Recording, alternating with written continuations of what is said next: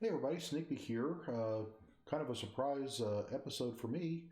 Um, I found out that Bingo is here chatting with Bilbo.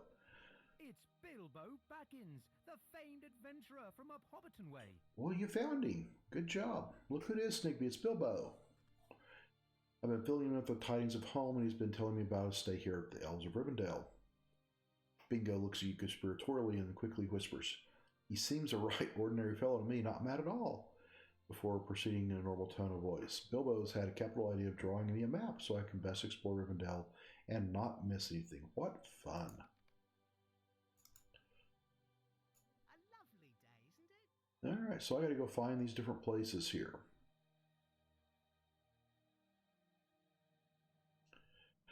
Alright, so it's always been a pleasure to see hobbits outside of Shire. Bingo seems to be quite an interesting fellow, and I'm glad to see him testing his limits. I've drawn a quick map of some of the notable sites here in Rivendell.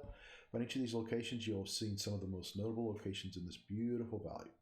If I had more time, I could make a much prettier map, but I made this one with some haste. Go now before Bingo loses his taste for exploration and adventure. It's a fear of mine, all hobbits, that we wander will depart as quickly as we arrived. I do not fear you, Snigbee. I can tell you are serious about adventuring. But I've never known a Boffin to have much of an interest in wandering the wild before. All right. Well, I'm going to go ahead and run around and see these. We'll probably let's do this in a little bit of a time lapse. How's that sound? So the next little bit of recording that you're going to hear is probably going to be recordings from the time lapse. So let's get to it and see if I can edit this thing and make it actually look a little bit presentable. So fast run. Nope, fast run.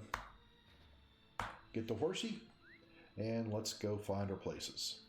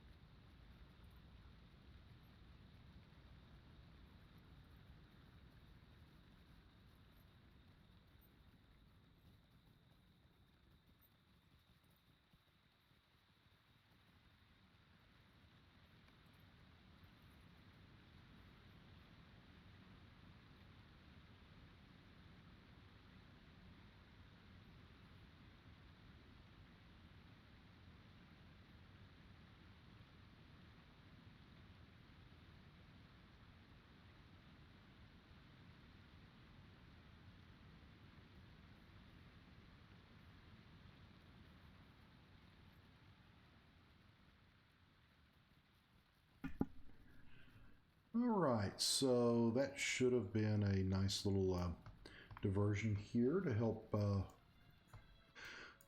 Oh, who am I helping? Bingo find his way around Rivendell.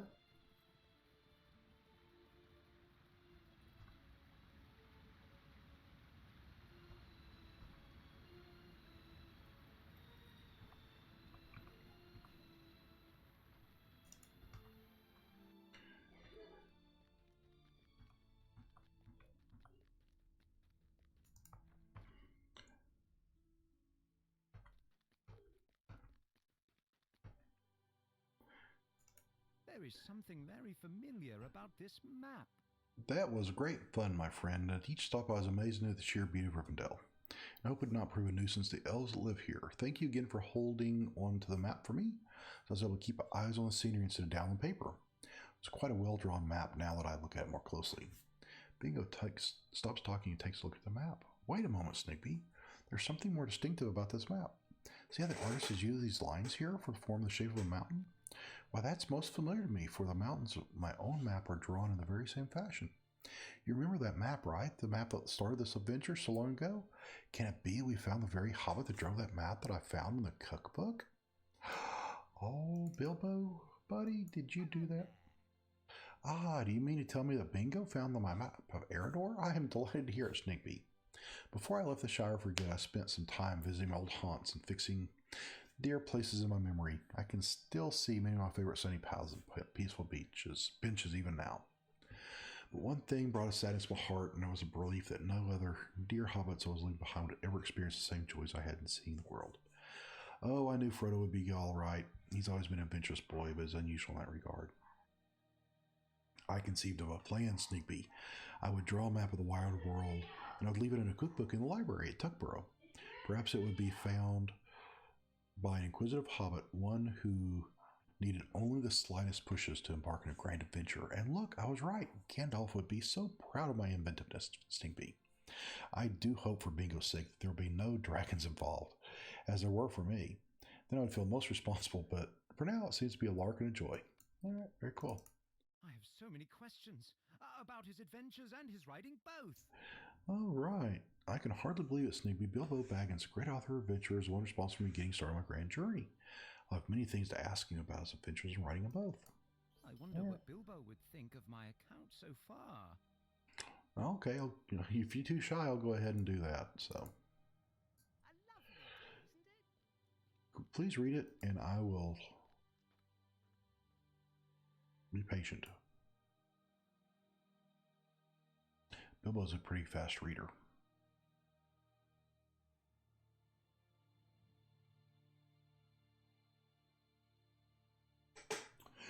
Oh, I've got another minute 41 seconds to wait. Well, I will put a little pause here, and I'll be back with you whenever he finishes up.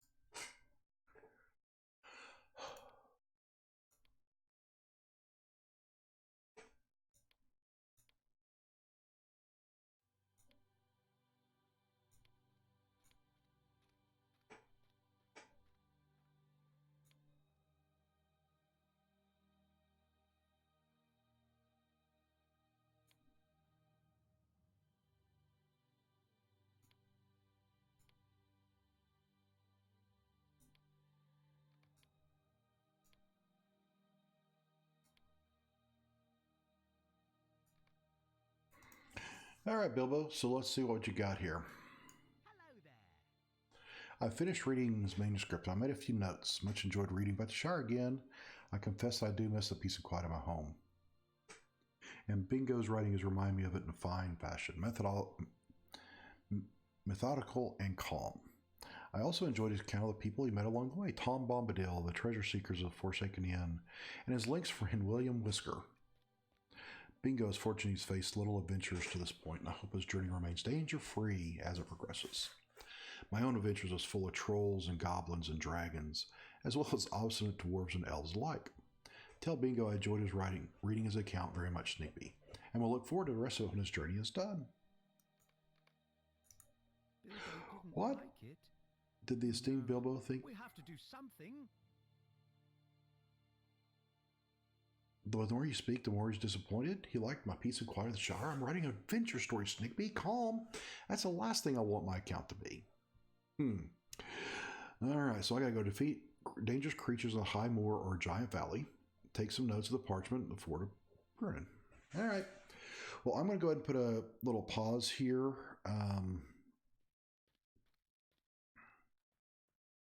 Yeah. I'm gonna put a pause in here when I go do that, and we will catch back up with Bingo in a little while. So everybody, this is Sneakby signing out. Have a good day. Bye-bye.